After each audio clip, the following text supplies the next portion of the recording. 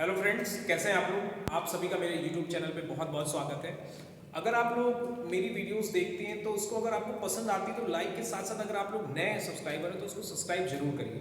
आज हम BEd first semester के पेपर 4 की बात करेंगे, जो कि अलग अलग ऑप्शनल ये सब्जेक्ट होता है।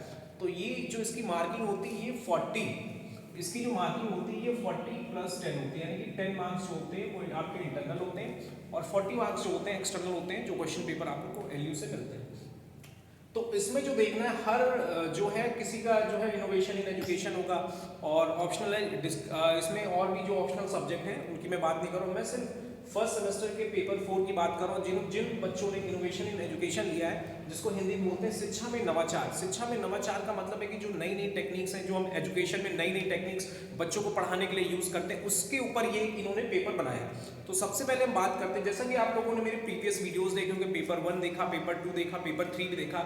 हालांकि जो मैंने क्वेश्चन आपको यूट्यूब पे अपने वीडियोस में बताए और जो क्वेश्चन पेपर आया, दोनों के मिलते जुलते करीब 80% जो है 80 से 85% क्वेश्चन जो थे वही थे जो मैंने यहाँ पे गेस करके आप लोगों को बताए थे। तो आप लोग मेरी वीडियोस को बहुत ही ध्यान से देखिएगा और जिन पॉइंट्स पे मैं आपको कहता हूँ इसको डीपली पढ़ लीजिएगा, वही पढ़िएगा। मैं बार बार आपसे कह रहा हूँ, क्वेश्चन पूछने का तरीका अलग हो सकता है पर जो हमारे पास कंटेंट है वो सेम होंगे। तो आपको लिखने का तरीका और उसको याद करने का तरीका ये थोड़ा सा आपको अलग ढंग से याद करना पड़ेगा। तो सबसे पहले आइए हम बात करते हैं यूनिट 1 इनोवेशन, यानी कि नवाचार होता क्या है। तो नवाचार का अर्थ लिखना है आपको, उसका कॉन्सेप्ट है, उसकी नीड है कि आखिर में इसकी जरूरत क्या पड़ी। Obstacles in innovation, obstacles in innovation का मतलब है कि नवाचार में क्या क्या है, एक तरह से व्यवधान। तो ऑब्स्टिकल्स कौन कौन से इनोवेशन में होते हैं, क्योंकि जब हम शिक्षा में जब नवाचार के माध्यम से जब हम शिक्षा पढ़ाना शुरू करते हैं तो उसमें बहुत से बैरियर्स आते हैं। तो वो कौन कौन से ऑब्स्टिकल्स या बैरियर्स होते हैं। फिर इसके बाद है इनोवेटिव क्लासरूम। इनोवेटिव क्लासरूम क्या होता है, यानी कि जो कक्षा होता है उसमें इनोवेटिव का मतलब उसमें किन तरीकों से हम क्लासरूम को इनोवेटिव तरीके से रखें, जिससे कि बच्चा जो है क्लासरूम के अंतर्गत जो अपने इंटरेस्ट को एक अच्छा डेवलप करके वो पढ़ सके। और लास्ट में हमारा एक टॉपिक है यूनिट 1 में सेल्फ रियलाइजेशन।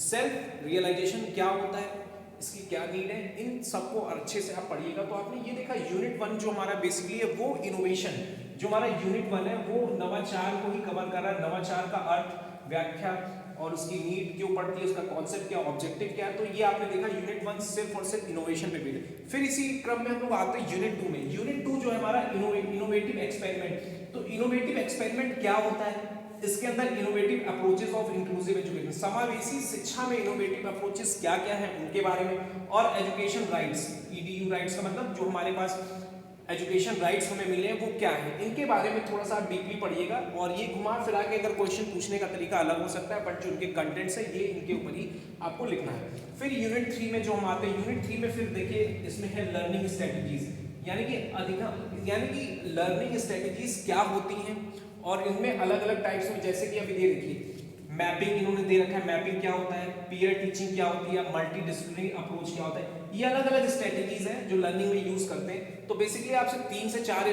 स्ट्रेटजीज जो आपके कोर्स में दिया हुआ है इसके ऊपर आप थोड़ा सा ज्यादा फोकस करिएगा। और यूनिट 3 के बाद हम फिर यूनिट 4 की तरफ आते हैं।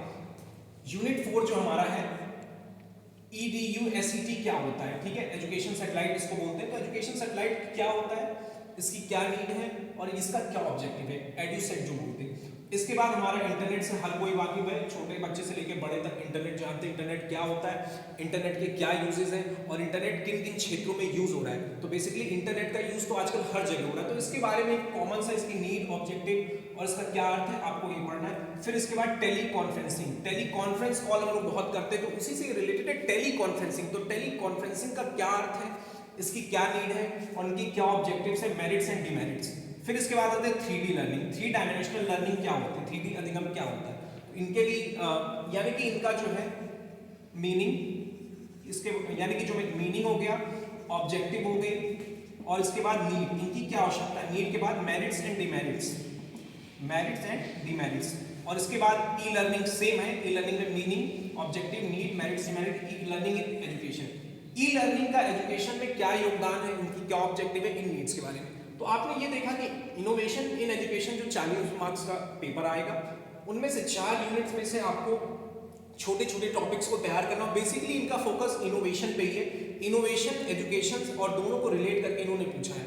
तो बच्चों आपको बस ये करना है कि पेपर आपका टिपिकल कोई नहीं आ रहा है। जो लखनऊ यूनिवर्सिटी से जो पेपर बीएड फर्स्ट सेमेस्टर में पूछे जा रहे हैं वो पेपर टिपिकल है। सिर्फ और सिर्फ आप लोग इतना प्रेशर में हो जाते हैं कि वो पेपर आपको टिपिकल लगता है। पर आप लोग अपने ठंडे दिमाग से इन जो पॉइंट्स में बता रहे हैं इनको सोचिएगा। तो आप इन पेपर को एक बार से पढ़े, एक बार पढ़ के जाएंगे बुक, तो इन पेपर्स को एक बार पढ़ने के बावजूद आराम से अच्छे मार्क्स आप लोग इसमें गेन कर सकते हैं। ठीक है, आज की वीडियो में सिर्फ इतना ही, बाकी नेक्स्ट वीडियो मिलते हैं। Thank you.